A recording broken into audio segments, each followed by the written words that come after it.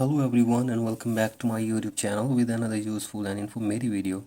So guys, in this video I'm going to show you how can you fix if offline Siri is not working in your iPhone in iOS 17.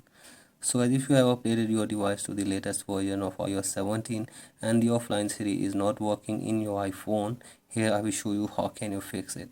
So first of all, you have to simply open settings, and from here you have to scroll it below and search for Siri here. So guys, here is the Siri and search and tap on listen for, and from here you have to simply turn this on. So guys, if it is off, simply turn it on. So after this, tap on continue.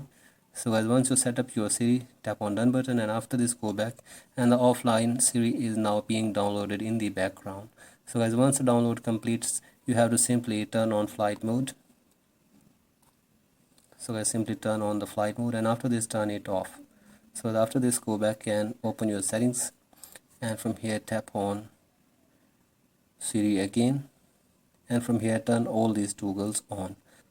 So making sure all the toggles are turned on. So guys, after this check if the offline Siri is working or not, and if you are still facing this problem, then go for the other solution, that is you have to simply force restart your device for one time.